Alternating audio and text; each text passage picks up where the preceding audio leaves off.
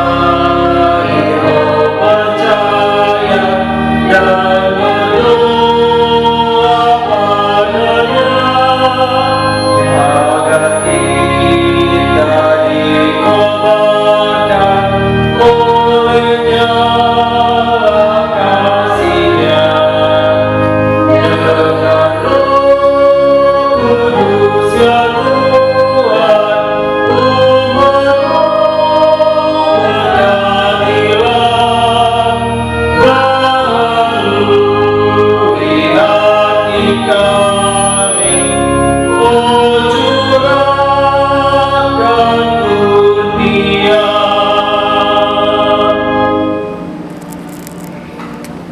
Adik-adik sekolah minggu, silakan bangkit berdiri.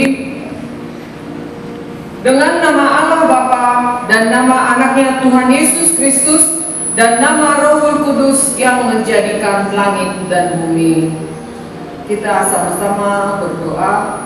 Tunjukkan cara yang benar, Tunjukkan cara yang benar, memberi pujian padamu. memberi pujian padamu. Bukakan hatiku mendengar Bukakan hatiku mendengar dan menghayati firman-Mu. dan menghayati firman-Mu. Amin. Silakan duduk adik-adik. Sekarang kita dengarkan hukum Taurat Tuhan. Kita pertama, Akulah Tuhan Allahmu, seru Tuhan kita. Tidak boleh ada Allah lain kecuali Aku. Titah kedua, jangan menyembah bagimu patung yang menyerupai apapun yang ada di langit, atau yang ada di bumi, atau yang ada di dalam air untuk disembah atau bertakwa kepadanya. Titah ketiga, jangan menyebut nama Tuhan Allahmu dengan sembarangan, karena Allah akan menghukum orang yang menyalahgunakan namanya. Titah keempat, ingat dan sucikanlah hari yang dikuduskan itu. Lakukanlah segala pekerjaanmu di dalam 6 hari. Tetapi pada hari yang ketujuh ialah Sabat bagi Tuhan Allahmu. Engkau tidak boleh bekerja pada hari itu, juga anakmu laki-laki atau perempuan, ternakmu atau orang lain yang berada di tempat kediamanmu. Sebab Allah menciptakan semesta langit dan bumi dan segala isinya di dalam 6 hari. Kemudian ia beristirahat pada hari yang ketujuh itulah. Sebabnya Allah memberkati hari itu dan menguduskannya. Titah kelima, hormatilah ayahmu dan ibumu supaya lanjut umurmu di bumi yang diberikan Tuhan Allahmu kepadamu. Titah ke-6, jangan kau membunuh. Titah ketujuh, jangan kau berzina. Titah ke-8, jangan kau mencuri. Titah ke-9, jangan kau bersaksi dusta denganmu sesama manusia. Titah ke-10, jangan kau menambahkan akan rumah sesamamu, jangan kau menambahkan akan istrinya, juga anaknya laki-laki ataupun perempuan, ternaknya atau segala milik mereka. Apakah ketentuan Allah akan dasar titahnya itu? Demikianlah. Akulah Tuhan Allahmu adalah Allah yang cemburu, yang akan membalaskan kesalahan bapa kepada anak-anaknya, kepada keturunannya yang ketiga dan keempat dari orang-orang yang melanggar titah atau firman-Nya. Tetapi aku menunjukkan kasih setiaku kepada beribu-ribu orang, yaitu mereka yang mengasihi aku dan yang berpegang pada perintah-perintahku. Kita sama-sama mengucapkan doa. Ya Allah Tuhan kami, Ya Tuhan kami, kuatkanlah kami untuk dapat melakukan segala perintah-Mu. kuatkanlah kami untuk dapat melakukan segala perintah-Mu. Amin. Amin. Kita bernyanyi. Kita buka buku Kidung Jemaat kita nomor 26, mampirlah dengar doaku, 2 ayat.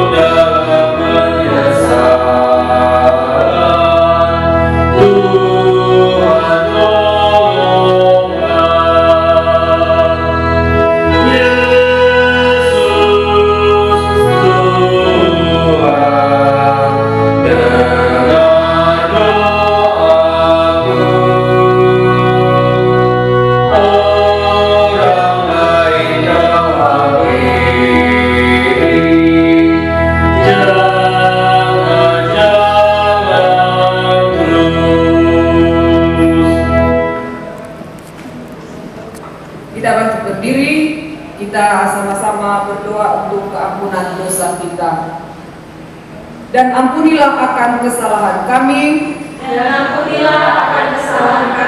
seperti kami mengampuni orang yang bersalah kepada kami. Amin. Silakan duduk adik-adik. Kita membaca firman Tuhan epistel pada minggu ini yang tertulis di dalam Amsal 1 ayat 19 sampai 33. Inang akan bacakan, adik-adik ikuti di rumah ya. Demikianlah pengalaman setiap orang lupa akan keuntungan gelap yang mengambil nyawa orang yang mempunyainya. Hikmat berseru nyaring di jalan-jalan, di lapangan-lapangan ia memperdengarkan suaranya. Di atas tembok-tembok ia berseru-seru, di depan pintu-pintu gerbang kota ia mengucapkan kata-katanya. Berapa lama lagi, hai orang yang tak berpengalaman, kamu masih cinta kepada keadaan itu? Pencemooh masih gemar kepada cemooh, dan orang bebal benci kepada pengetahuan.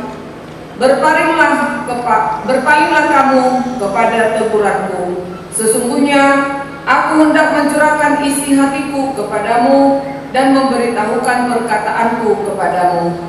Oleh karena kamu menolak ketika aku memanggil, dan tidak ada orang yang menghiraukan ketika aku mengulurkan tanganku. Bahkan kamu mengabaikan nasihatku dan tidak mau menerima teguranku, maka aku akan menertawakan celakamu. Aku akan berolok-olok apabila kedahsyatan datang ke atasmu. Apabila kedahsyatan datang ke atasmu seperti badai, dan celaka melanda kamu seperti angin puyuh. Apabila kesukaran kecemasan datang menimpa kamu, pada waktu itu mereka akan berseru kepadaku, tetapi tidak akan menjawab. Mereka akan bertekun mencari aku, tapi tidak akan menemukan aku. Oleh karena mereka benci kepada pengetahuan dan tidak memilih takut akan Tuhan, tidak mau menerima nasihatku, tetapi menolak segala teguranku, maka mereka akan memakan buah perbuatan mereka dan menjadi kenyang oleh rencana mereka. Sebab orang yang tak berpengalaman akan dibunuh oleh keengganannya, dan orang bebal akan dibinasakan oleh kelalaiannya. Tetapi siapa mendengarkan aku, ia akan tinggal dengan aman, terlindung daripada kedahsyatan malapetaka. Demikianlah firman Tuhan. Berbahagialah orang yang mendengar akan firman Tuhan, serta menyimpannya semuanya di dalam hatinya. Amin. Kita bernyanyi. Kita kembali bernyanyi dari buku Kidung Jemaat nomor 427, Ku suka menuturkan, ayat 1 dan 2.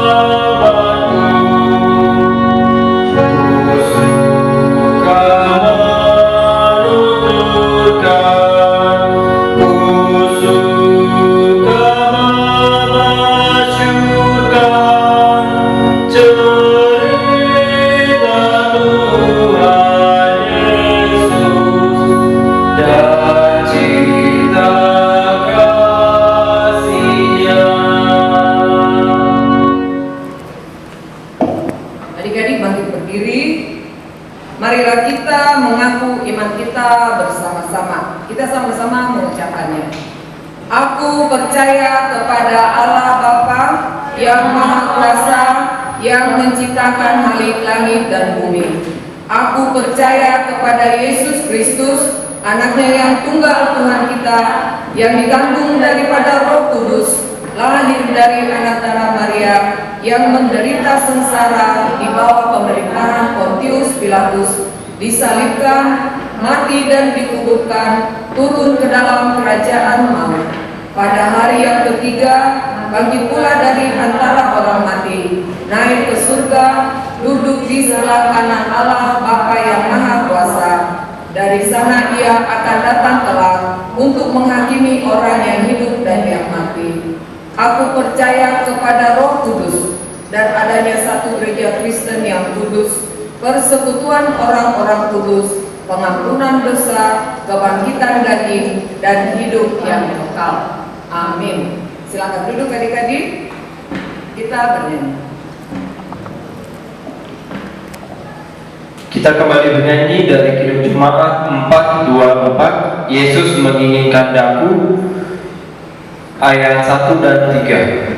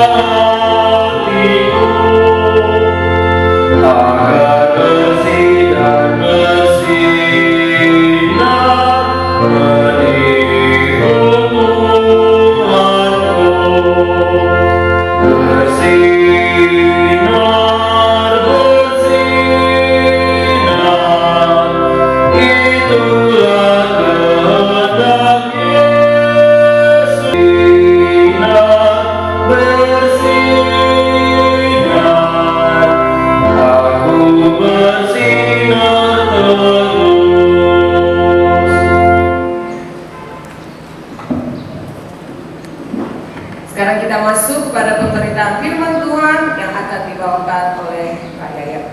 Silakan. Ya, selamat pagi adik-adik. Hari ini Kakak Yayat akan membawakan firman Tuhan. Jangan pangling ya, karena ngeliat Kakak Yayat rambutnya pendek dipanggilnya abang. Ini masih Kakak Yayat nih, masih pakai rok. Oke? Oke. Adik-adik semangat hari ini untuk mendengarkan firman Tuhan. Semangat? Sudah siapkan Alkitabnya? Oke, sebelum kita mendengarkan firman Tuhan, kita berdoa karena kita ceritanya gabungan nih. Jadi kita pakai horong satu yuk. Tanganku ada 2, 5 jarinya. Bisa ya? Oke. 1, 2, 3. Tanganku ada 2, 5 jarinya. Kulipat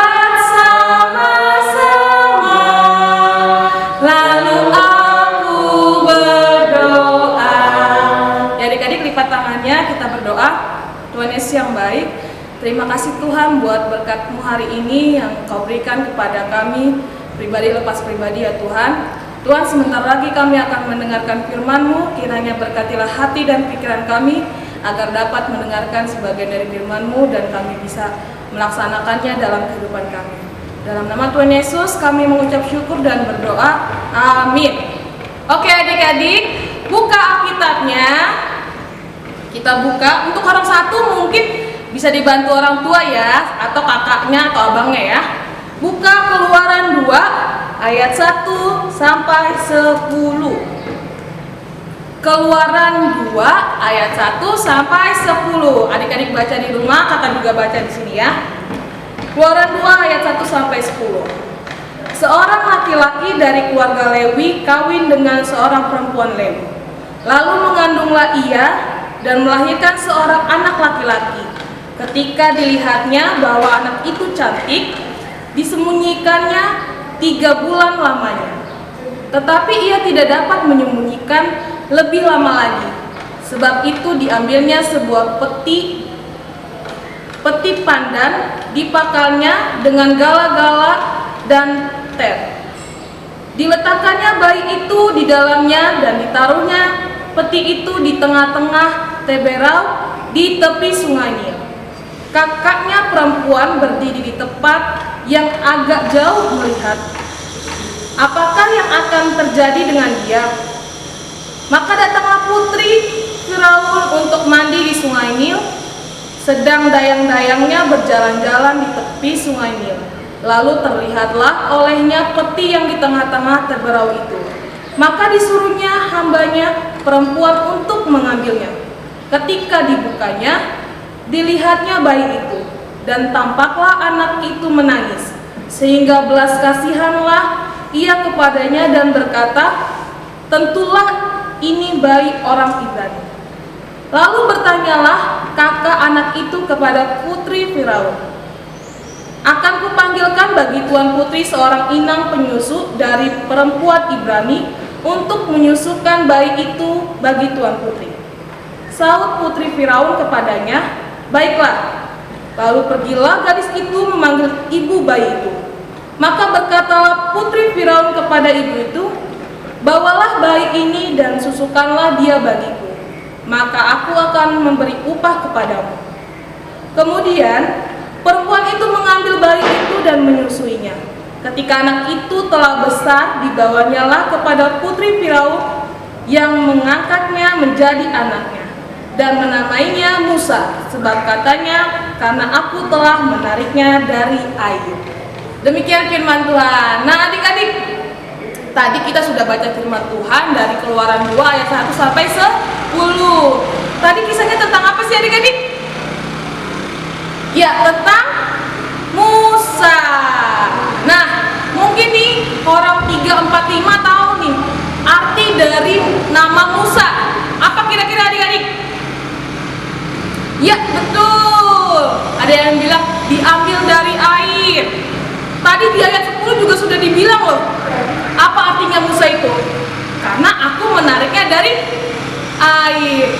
Mungkin dia orang satu nih, karena kita cerita-cerita doang, mungkin dia bingung, ceritanya yang mana sih, yang mana? Oke, untuk orang 1 sama 2 kakak punya filmnya, kita tonton dulu yuk. Ini dia filmnya. Musa lahir dan diselamatkan. Kemudian bangkitlah seorang raja baru yang memerintah tanah Mesir yang tidak mengenal Yusuf. Raja itu melihat bahwa bangsa Israel sudah sangat banyak dan lebih besar jumlahnya daripada orang Mesir. Sebab itu, ditempatkanlah pengawas-pengawas Rodi untuk menindas orang Israel dengan paksa. Mereka harus mendirikan bagi Firaun kota-kota perbekalan. Lalu dengan kejam, orang Mesir memaksa orang Israel dengan pekerjaan yang berat. Raja Mesir lalu memerintahkan agar setiap anak laki-laki yang lahir harus dibunuh.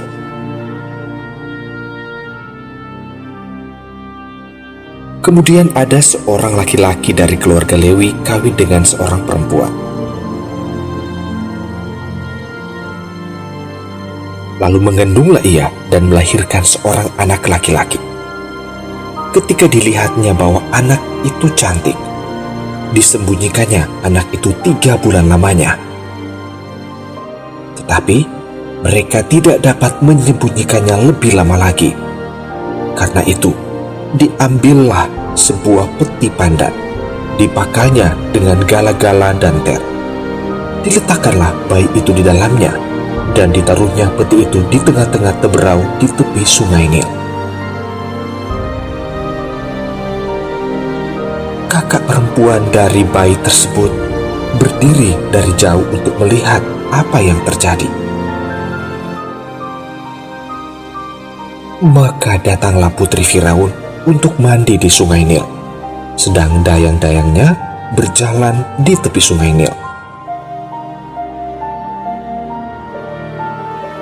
Lalu terlihatlah oleh putri Firaun peti yang ada di tengah-tengah teberau itu.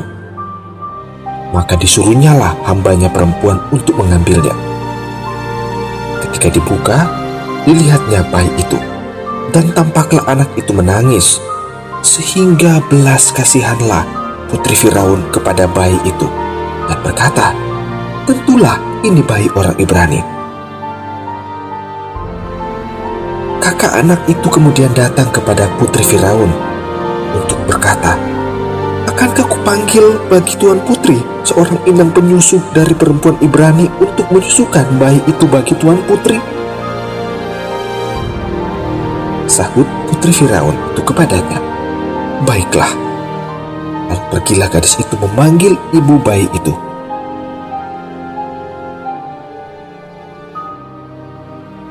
Ketika anak itu telah besar, dibawanyalah kepada putri Firaun yang mengangkatnya menjadi anaknya dan menamainya Musa, sebab katanya, "Karena aku telah menariknya dari air."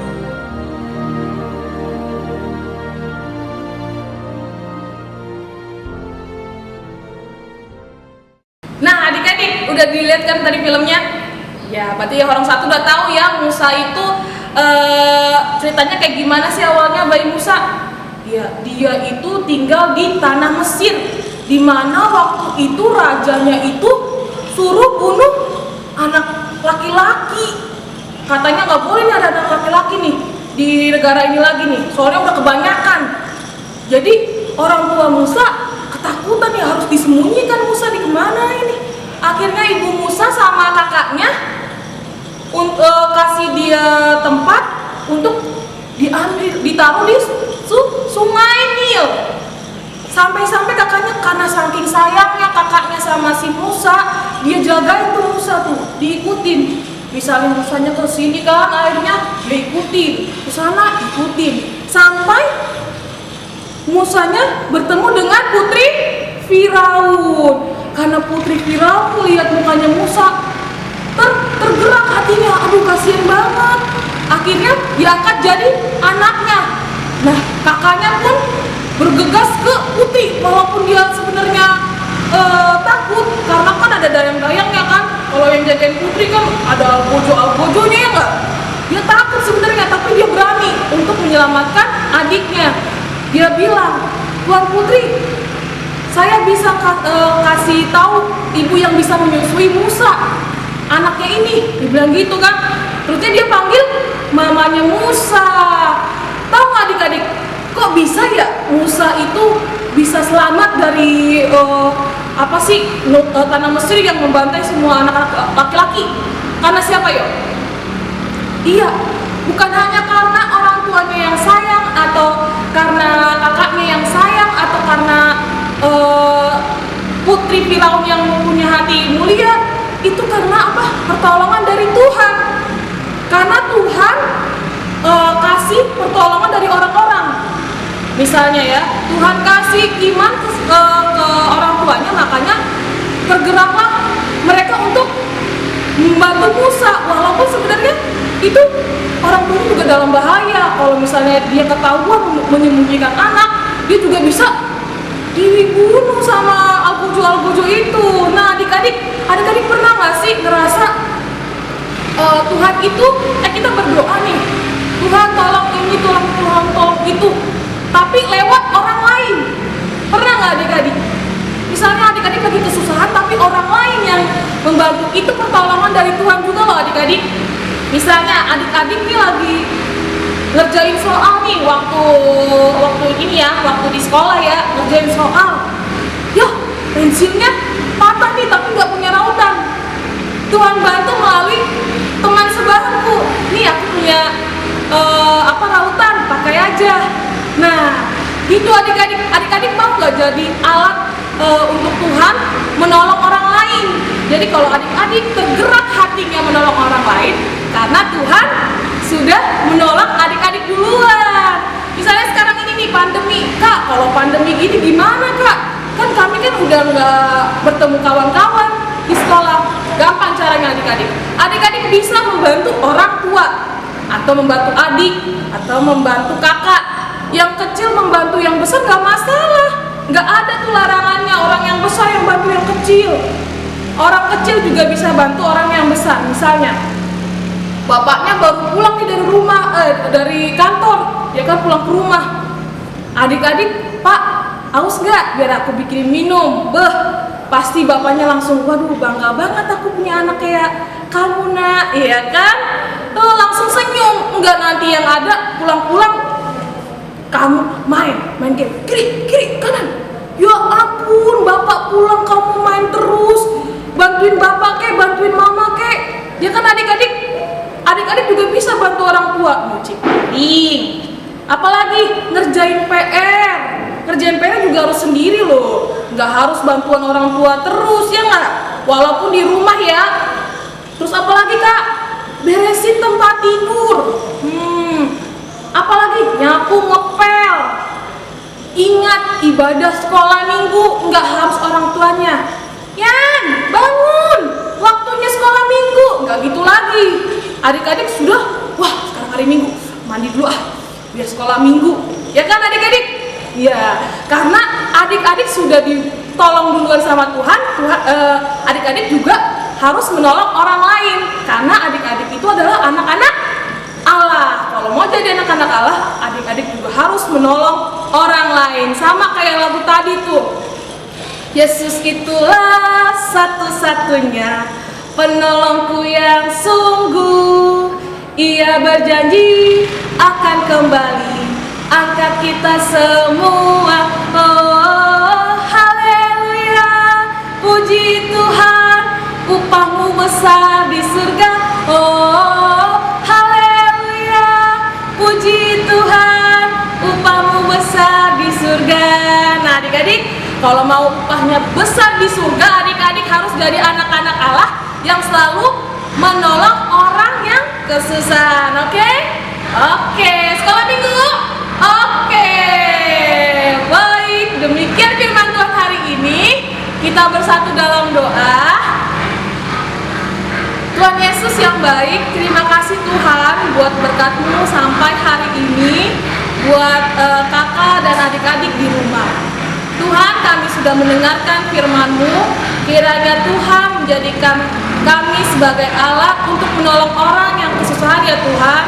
Terima kasih juga Tuhan sudah membantu kami dalam kesusahan kami. Kiranya Tuhan yang memberkati setiap orang-orang yang dalam kesusahan juga ya Tuhan. Terima kasih Tuhan. Dalam nama Tuhan Yesus kami mengucap syukur dan berdoa. Amin. Adik-adik, sekarang kita mengumpulkan persembahan, kita bernyanyi. Kita bernyanyi Kidung Jemaat 395, Betapa Indah Harinya, ayat 1 dan 2.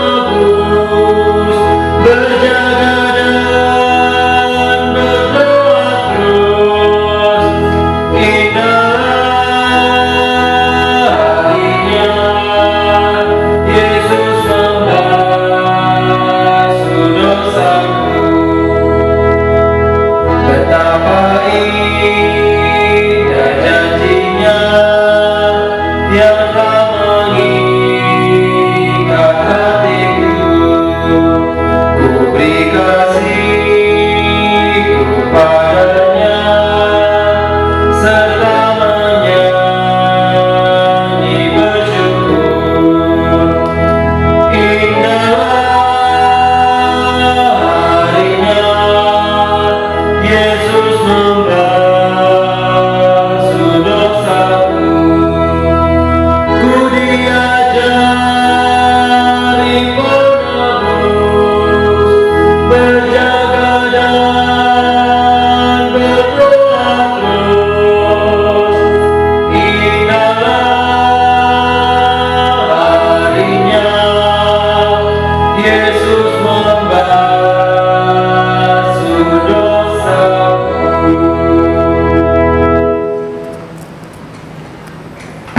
Adik-adik bangkit berdiri. Kita berdoa untuk persembahan yang telah kita kumpulkan. Bapa kami Tuhan Allah yang Maha Kuasa yang bertata di surga, kami mengucap syukur dan terima kasih kami kepadamu ya Tuhan, di mana Tuhan memperkenankan anak-anak di dalam kerajaan-Mu. Di sini kami menyampaikan persembahan kami. Kiranya Tuhan menerimanya untuk kemuliaan nama-Mu. Amin. Kita sama-sama berdoa doa Bapa kami. Bapa kami yang di surga, dikuduskanlah nama-Mu. Datanglah kerajaan-Mu, jadilah kehendak-Mu di bumi seperti di surga. Berikanlah kami pada hari ini makanan kami yang secukupnya, dan ampunilah kami akan kesalahan kami, seperti kami juga mengampuni orang yang bersalah kepada kami. Dan janganlah membawa kami ke dalam pencobaan, tetapi lepaskanlah kami daripada yang jahat. Karena Engkau yang mempunyai kerajaan dan kuasa dan kemuliaan sampai selama-lamanya. Amin. Tuhan memberkati kita dan melindungi kita. Tuhan menyinari kita dengan wajah-Nya dan memberi kita kasih karunia. Tuhan menghadapkan wajah-Nya kepada kita dan memberi kita damai sejahtera.